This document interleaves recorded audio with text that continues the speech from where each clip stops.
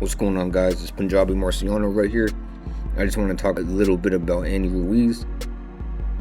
I remember watching a lot of Andy Ruiz on top rank undercards back in the day, like Manny Pacquiao undercards, way back in like the 2010s, man. Like, he was exciting. He had the fast hands.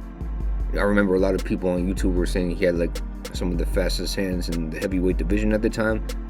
You know, and this is around the time that Klitschko was still active, Fury was still coming up, Joshua was still coming up. You know, like I said, on the top rank undercards back in the day on like HBO and stuff like that. You know, I just remember he had fast hands and could hit hard. The first time like I actually sat down and watched him though was when he fought Joseph Parker back in the day, like around the time the Fury beat Klitschko. And yeah, man, that was a close fight. That could have went either way, you know. I remember at the time, most people thought Andy Ruiz should have got that decision back in the day, and that was against a young undefeated Joseph Parker. You know, it was for the WBO belt back in the day, I believe, which I believe went vacant after Tyson Fury vacated the titles back in 2016, 15, something like that. And Joseph Parker has fast hands too, and he was able to keep up with him, keep up with the foot movement, you know, keep pressuring him, and it was like a 7-5 fight, you know, could have won either way. I thought Joseph Parker did enough in that fight to win, but it was a close fight, could have won either way. He had some other good wins on the come up too. Yeah, he beat Kevin Johnson. He went the distance against him. Most people go the distance against Kevin Johnson. He has a win over him. He stopped Dimitrenko.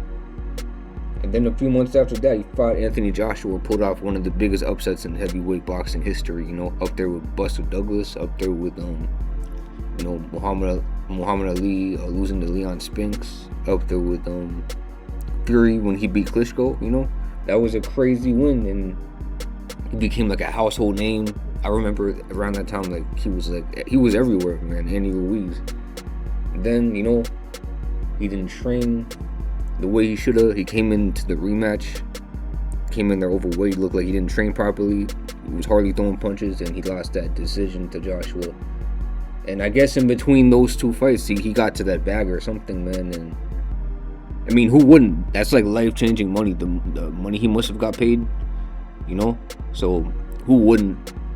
But it's just sad to see, because Andy Ruiz, he was a lot of fun to watch, you know, with the hand speed, the power, the counter punching on the front foot. He had like a lot of ability, man. And it would have been cool to see him, like, if he got like discipline, because I remember he was losing weight too for his comeback.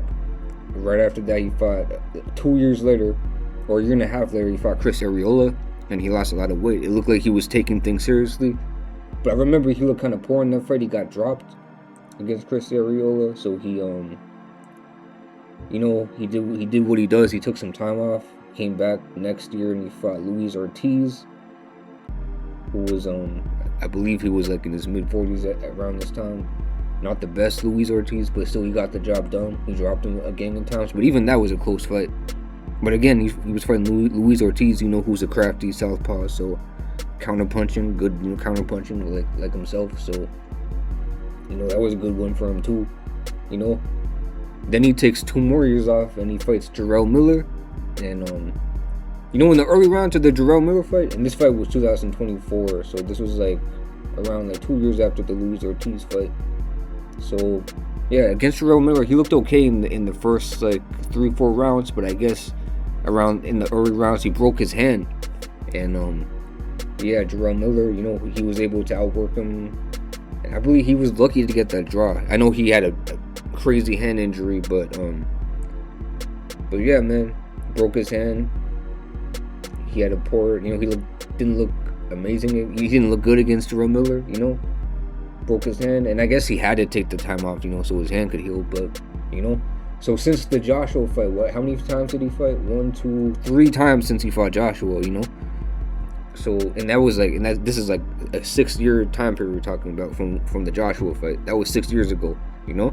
6.5 years ago, because that fight, he fought Joshua in the rematch in December 2019, and we're in 2026, July, as of this video. So yeah, you know, he's coming off crazy inactivity, and against Damian Nayaba, I believe that's how you say his name. Forgive me if I'm saying it wrong, but yeah, he signed to Eddie Hearn now, and he says he wants to come back. He wants to try to win a belt one more time. Eddie Hearn is talking about putting him in unification matches. I don't know. Like I said, he's exciting to watch. He's tons of fun to watch. Andy Ruiz, the hand speed, the power, all that, the counter punching ability he has on the front foot. He's fun to watch. But Andy Ruiz, he's in his mid-30s now. And he doesn't have a lot of size and reach. He's up there in age. So how fast are those hands anymore? And he's a plotter, so he's gonna follow you around the ring. He doesn't really cut the ring off the best, Andy Ruiz. So, it's gonna be interesting to see what he does and how if he's able to switch up his game in his mid-30s to see if he can win some of these big fights. But I don't know if he's gonna do too well. I'm rooting for him. He's one of the last American heavyweights we have, But I don't know how good he does against like Daniel Dubois, against Moses Itauma. I heard him say he wants these fights, so that's a good sign. At least he's going to get in there with them, but I don't know how well he would do against them.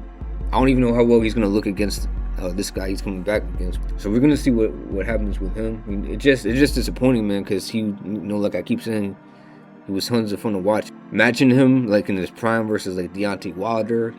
That fight never happened. I heard like Andy Ruiz was pricing himself out in a lot of these fights too. I don't know if that's true, so I don't, I have no idea if that's true, but I'm just disappointed we didn't get to see the best of him when he was, at his best.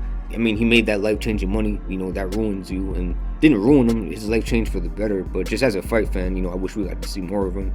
But yeah, let's see what he can do. Let's see what he can do. In my opinion, I would put Andy Ruiz. I know he has title ambitions, but if I was moving him, I'd try to put him in against like people from his time. Like, let's try to see that Deontay Wilder fight. Let's try to see. I mean, if Usyk wants a farewell fight after Wilder, put him in with Usyk. Someone like that. Put him in. Try to get him against Fury or Joshua or,